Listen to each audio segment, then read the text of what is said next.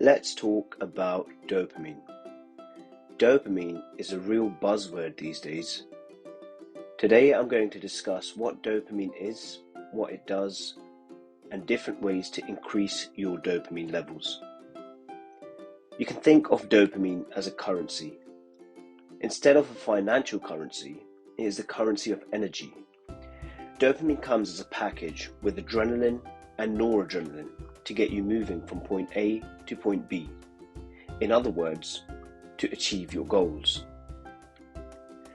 Dopamine is a neuromodulator which can act locally from one neuron to another neuron or in a broad spectrum release, impacting the probability of specific neural circuits being active.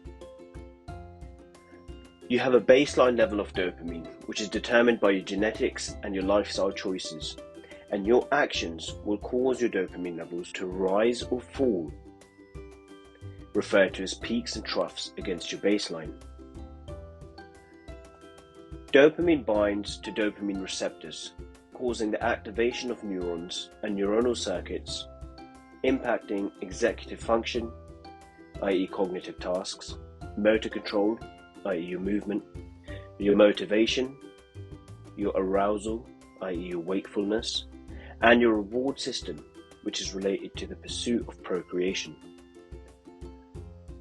Low dopamine is a constant state below baseline as a result of repeated high dopamine hits, whether through excessive social media consumption, excessive consumption of highly palatable foods, drug abuse, or the abuse of pornography. The result of low dopamine manifests as low levels of motivation, low levels of energy throughout the day, the inability to focus on cognitive tasks, and can even lead to depression if dopamine falls excessively low. Alternatively, someone may have high dopamine levels. This is someone who feels good, inspired, motivated every day. They probably have a healthy baseline of dopamine levels and a healthy level of adrenaline floating through their system, which makes them feel energized. If you have healthy levels of dopamine, you wake up in the morning wanting action. You have the drive to achieve your goals, the desire to pursue romantic relationships, and the dedication to exert effort towards your goals, even in the face of difficulty. So how do we increase our dopamine levels? We can do this naturally, using supplements, using drugs, or a combination of any path you choose to take. Let's talk about natural ways first. Firstly is sleep. You need to get 7 to 8 hours of quality sleep per night, avoiding blue light between 10 p.m. and 4 a.m.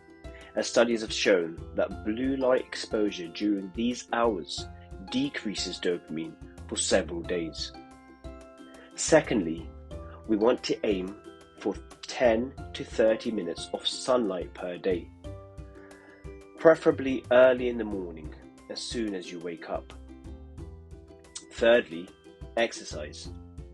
Aim to perform 30 minutes of exercise per day. Ideally, a form of exercise that you enjoy. Studies have shown that a positive subjective experience of exercise will increase the levels of dopamine when compared to someone who does not enjoy the form of exercise that they are doing. Fourthly, intermittent fasting is an excellent tool to increase your overall health and your dopamine levels. You should abstain from food for a minimum of 12 hours, and similarly to exercise, the subjective knowledge that fasting is good for you will also increase the dopamine release associated with fasting. Another way to increase your dopamine is through the consumption of bland foods to desensitize your dopamine receptors associated with eating. There was an experiment where individuals were given a sweet food, let's call it food A, and then a sweeter food, let's call it food B, and then again they were given food A. Their dopamine levels were measured, and the dopamine released from eating food A after eating food B showed a significant decrease in their dopamine levels. So this is an excellent tool to increase your dopamine sensitivity to food. Lastly, but definitely not least, is cold water exposure. This is an increasingly popular technique whereby you expose yourself either in the bath or a shower to cold water at 4 to 15 degrees Celsius or 40 to 60 degrees Fahrenheit. This results in a 250% increase in your dopamine levels. You can do this for 30 seconds to get a moderate effect, and the amazing thing with this technique is that the dopamine release is prolonged for many hours after the exposure, and therefore there isn't an associated dip as compared to other techniques that we will discuss. Next, let's talk about supplements. The first supplement on the list is L-tyrosine. This is the precursor to L-dopa, which is the precursor to dopamine. L-tyrosine is a naturally occurring compound found in meat and poultry such as chicken, turkey and fish, or nuts such as peanuts, almonds and some seeds.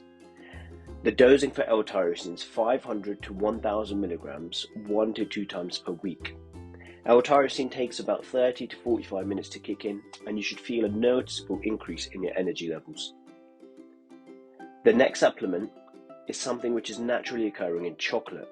It's called phenylethylamine, or PEA. PEA causes a sharp and transient spike in your dopamine levels. Remember, that means that there will be an associated dip, so use this one cautiously. It's been used as a weight loss supplement due to the increases in energy and the decreased perceived need for food. I would recommend taking 500 milligrams up to 3 times a day and limit your usage to a maximum of twice a week, preferably once a week. The last supplement I'm going to discuss is a compound that's naturally occurring in green tea. It is also gaining popularity due to the number of health benefits. It's called L-theanine. L-theanine is an amino acid which increases dopamine levels, as well as many other mood-enhancing neurotransmitters. L-theanine synergizes very well with caffeine as it induces a state of calmness, increasing what are called alpha brainwaves and reducing jitteriness associated with caffeine. It's a relatively safe compound, and you can dose it at 200 to 400 milligrams once or twice a day, and it's best used with caffeine for the synergistic effects. Now remember, it's all about the baseline of dopamine. So when you're using these tools to increase your dopamine, bear in mind that you will get dips in dopamine shortly after you get a spike. So it's best to use these tools intermittently, once or twice a week, and at random schedules to get the best results for your overall dopamine health. Let's talk about drugs. The first drug I'm going to discuss is a very popular drug, and you've probably had some today: caffeine. It's found in coffee, tea, or you can take it in pill form. Caffeine works in a very interesting way. It increases the number of dopamine receptors in the nervous system, meaning that there's an increased availability for dopamine molecules to bind to, with great cumulative effect across time. The dosing for caffeine is quite straightforward: 200 to 400 milligrams per day if you're taking it in pill form, or you can stick to 1 to 2 cups of coffee. And always try to cut your caffeine intake by 12 p.m. to avoid disrupting your sleep cycles. The next drugs we're going to discuss, you might be surprised to see it on here. It's nicotine. Now, nicotine causes a 250% increase in dopamine levels, and it does so very quickly. Nicotine is also great at enhancing focus, memory, and your ability to learn. So I personally use it for heavy cognitive tasks. However, As we all know, nicotine is highly addictive, and I do not recommend that you smoke or vape nicotine. Rather, you should chew nicotine gum, consume lozenges, or apply a nicotine patch to get the nicotine-associated dopamine effects. Lastly, let's talk about what's commonly referred to as the limitless pill from the movie Limitless, modafinil. This is a prescription drug that's being prescribed for narcolepsy. However, it also massively increases dopamine levels. Modafinil works by blocking the dopamine reuptake, causing a global increase in dopamine across your central nervous system. Bear in mind that modafinil is an extremely potent drug, and you should be cautious if you go down this route. The therapeutic dose for narcolepsy is 100 to 200 milligrams. However, this is too much, and it may keep you awake for hours on end. So I would suggest starting with 25 to 50 milligrams to assess your tolerance and adjust your dosage accordingly. Once again, please be careful when using drugs, because drugs are far more powerful and addictive than the supplements we've discussed. Now I'm going to share a bonus tip with you. Another compound which increases dopamine is testosterone. There was a study done on rats where they injected the rats with testosterone and their dopamine levels were measured, and they found significant increases in the dopamine levels. We're not going to go into detail on this video, however, that will be a topic for another video. So, if you want to go from a low dopamine, low energy, unfocused and depressed state of living to a positive, energetic, focused, motivated and driven state of existence, you may look to increasing your dopamine levels. You can follow the tips and use the tools that we've discussed in this video, whether you choose the natural solutions, the intermittent use of supplements, or the very careful use of drugs. Always be mindful that excessively increasing your dopamine will result in crashes, so you should always be intermittent with the utilization of these tools.